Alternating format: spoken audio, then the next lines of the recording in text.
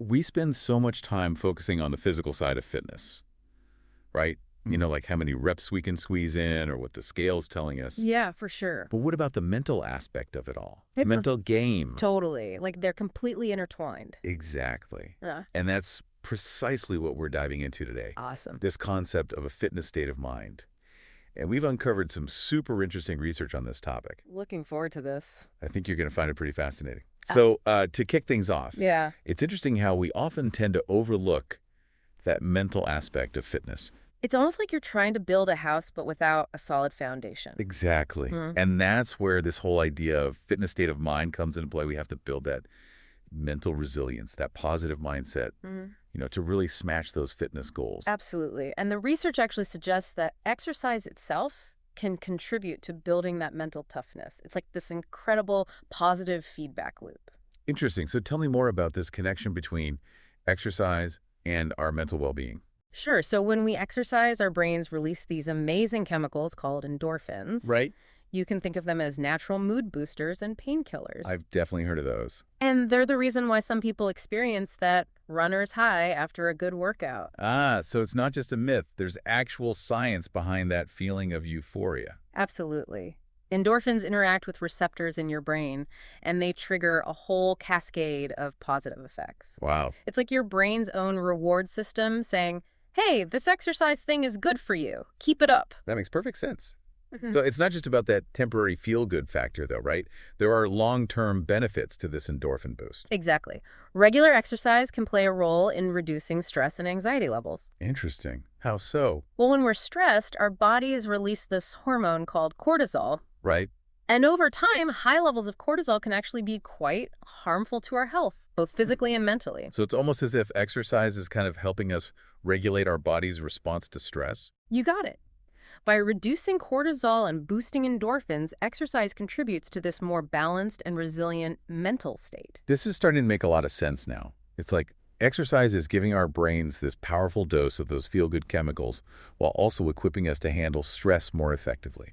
And we're just scratching the surface here. There's so much more to this connection between exercise and mental well-being. Hold that thought because we need to take a quick intermission to hear from our sponsor. Sounds good.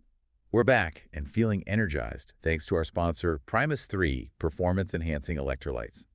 If you're looking to elevate your workouts and support your overall well-being, Primus 3 is the way to go. Now, where were we? Yes, the fascinating realm of exercise and its influence on our minds. Right. So let's shift gears a bit and talk about how exercise can actually boost your cognitive function, enhance your brain power. Really? So it's not just about feeling good, but actually thinking more clearly. Absolutely. When you exercise, blood flow to the brain increases, meaning your brain gets more oxygen and nutrients. And this leads to improvements in things like memory, focus, and even your problem-solving abilities. That's incredible. Yeah. I'm always looking for ways to sharpen my mental game. So exercise is basically a workout for my brain as well as my body. Exactly. And there's this protein called brain-derived neurotrophic factor, or BDNF. Oh, okay, I've heard of that. It plays a key role in all of this.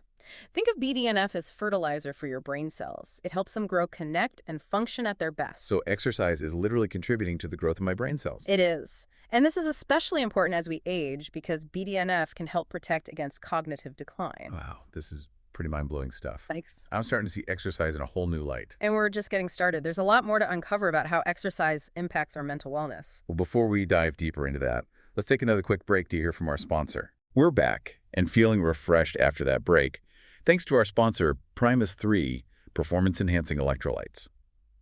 Now let's continue exploring this fascinating link between fitness and mental well-being. All right, so are you ready to delve into the world of neurotransmitters? Bring it on, I'm all ears. So neurotransmitters, they're like messengers in your brain. Okay. They transmit these signals between nerve cells, and they have a huge role in things like regulating mood and motivation, even your ability to handle stress. So they're kind of like the communication network of our brains. Exactly. And you know what? Exercise has this massive impact on these messengers. It can actually increase the production of key neurotransmitters like serotonin, dopamine, and norepinephrine. Yeah, I've definitely heard of those before. Oh. But just remind me what they do again. Right. So serotonin is often called the happy hormone. Okay. It helps regulate your mood, sleep, and appetite. Wow. And when your serotonin levels are balanced, you generally tend to feel calmer, more focused, happier overall. That explains why I always feel so good after a workout then. Exactly.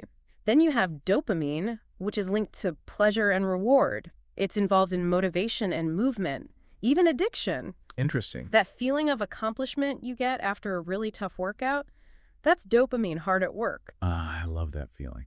And what about norepinephrine? So norepinephrine is involved in your body's stress response.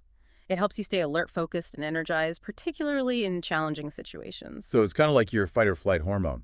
Precisely. So exercise is helping to regulate all these essential brain chemicals. That's amazing. It is. And the science really supports this. There have been so many studies that have shown these positive effects of exercise on mood, cognitive function, and even brain structure. Wow. Like, for example, there was this study by Pinedo and Don, and they found that exercise was significantly associated with reducing the symptoms of depression in adults. So it's not just a case of, feeling better temporarily. Yeah. Exercise can actually help with some serious mental health conditions. Exactly, like a natural antidepressant. And there's another study, this one by Bobiak.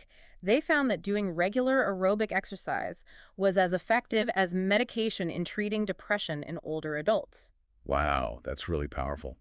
Just goes to show how important exercise can be as like a therapeutic tool. Yeah, absolutely. It seems like we've only just touched the surface of how exercise really impacts our brains. We've focused quite a bit on the chemical changes, but there's this whole other area, the process of neurogenesis. Oh yeah, I've heard a little bit about that. Isn't that where they did those studies on mice? Yes. There was this landmark study by von Prague, and they found that mice who exercised regularly, they actually had increased neurogenesis in a part of their brain called the hippocampus. Oh, right. And just to refresh my memory, Yeah. the hippocampus, that's the part of the brain that's responsible for learning and memory, right? Exactly. So exercise is literally helping to build new brain cells in a region that's absolutely crucial for cognitive function. That's incredible. It's like exercise is giving our brains a complete makeover. Pretty much. And let's not forget the impact exercise has on stress and anxiety, too. That's something I've always struggled with. I tend to get overwhelmed quite easily.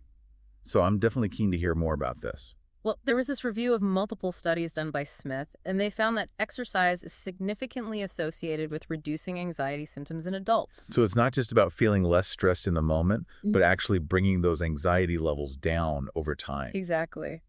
And another study by Candola found that regular aerobic exercise led to a reduction in stress and anxiety in college students who are often under a ton of pressure. Right. So it's almost like exercise acts as a buffer against the stresses of everyday life. It does. And, it's a natural, accessible, and affordable tool. It's available to everyone. Our whole understanding of fitness has really evolved, hasn't it? But It's not just about looking good or athletic performance anymore. yes, true. It's about nurturing a fitness state of mind, one that encompasses both our physical and mental well-being. It's pretty empowering to know that we have this power to really shape our mental health through something as simple as just moving our bodies. It is. The more we learn about these connections between exercise and the brain, the more we realize that movement really is medicine. I love that movement is medicine. That's a really powerful message. And it's a journey that's open to absolutely everyone, regardless of your age or fitness level or background. Before we wrap up this amazing deep dive into the fitness state of mind, I'd love to hear your final thoughts on what we've explored today. Yeah, it really is incredible to think about, isn't it? It is. It's like this simple act of moving our bodies can have such a huge impact on how we feel mentally. Yeah. And as you said, there's so much more out there for us to learn about this whole connection. Oh, definitely.